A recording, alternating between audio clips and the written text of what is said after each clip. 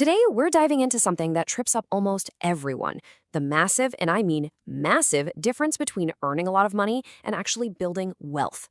It sounds like the same thing, but it's not. And understanding this one distinction, well, it can change everything. So let's kick things off with a question that seems, kind of backwards. We all see people out there, doctors, lawyers, tech executives, pulling in huge salaries. And yet so many of them are completely stressed, living paycheck to paycheck. How is that even possible? That's the puzzle we're going to solve. To get to the bottom of this, we first have to tackle a really common, really powerful belief about money. It's an illusion, really.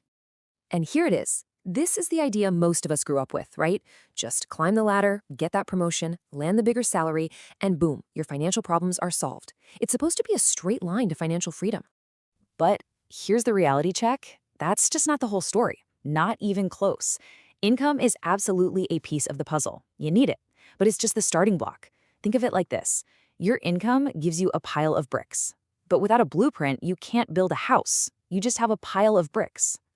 So the very first step is to get crystal clear on this one fundamental difference.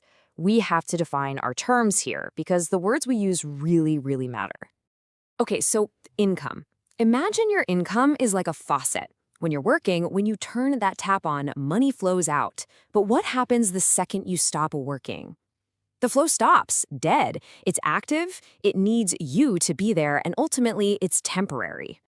Now, wealth is totally different. If income is the faucet, wealth is the reservoir. It's the water you've actually collected and stored over time. It's a stock of value that just sits there, and it can even grow all on its own, whether you're working or not. So this is the whole thing in a nutshell. Income is a flow. It's what you earn.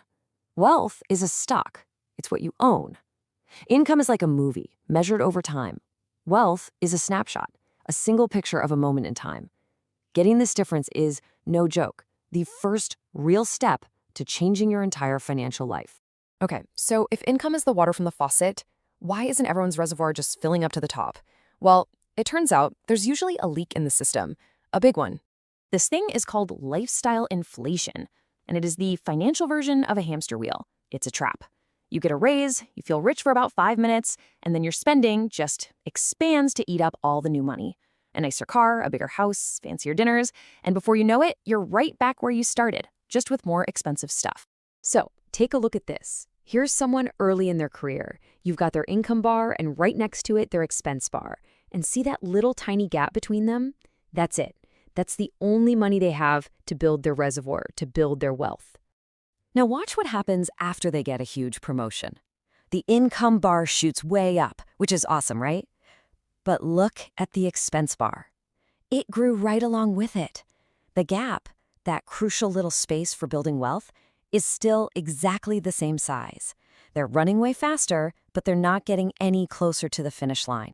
So, if a bigger income isn't the automatic answer and lifestyle inflation is always lurking, what's the way out? Well, it's about shifting your entire focus from earning to owning. It's about finally having that blueprint for your bricks. First, we have to know what kind of stuff to own. And that thing is called an asset. The absolute simplest way to think about an asset is this. It's something that puts money into your pocket. It works for you so you don't have to. And the opposite of an asset? That's a liability. And it does the exact opposite. It takes money out of your pocket. It costs you money just to have it around. And here are some super clear examples. In the asset column, you have things like stocks or a rental property that pays you every month. Liabilities? Oh yeah, that's car loans, credit card debt, things that constantly demand money from you. The whole game of building wealth is ridiculously simple when you boil it down. Use your income to buy assets, not liabilities. That's it. But there is one final ingredient in this recipe. And it is, without a doubt, the most powerful force in the entire financial universe. And the best part? It's free, and everyone has access to it. This idea, people often say it came from Einstein, just perfectly captures the magic we're talking about. Compounding. It's when your assets make money, and then that money starts making its own money. It's a virtuous cycle. And here's the crazy part. It doesn't grow in a straight line. Look at this. A single $10,000 investment, it just sits there. After a few years, the growth is okay, but it's not going to change your life. But then you get to year 15, then year 30, and the curve just goes ballistic. It's like a snowball rolling downhill. It starts tiny, but it just keeps picking up more snow and more speed until it becomes an unstoppable avalanche. And that initial 10 grand, it can become an absolutely massive number. Not because you kept shoveling more money in, but because you gave it the one ingredient it needed most: time. That right there is the true multiplier. Okay, let's pull all these threads together. It's time to start rewiring our brains, to think beyond the next paycheck and start thinking about the strength of the financial house we're building. When you boil it all down, it comes to this. 1. Wealth is about what you own, not what you earn. 2. You have to fight lifestyle inflation, keep that gap between earning and spending wide. 3. Focus all your extra firepower on acquiring assets. And 4, the secret sauce, let time and compounding do all the heavy lifting for you. And that really leaves us with a much better, much more powerful question to ask ourselves. Instead of just asking, how can I earn more? The real question is, what kind of structure am I building with the money I earn right now?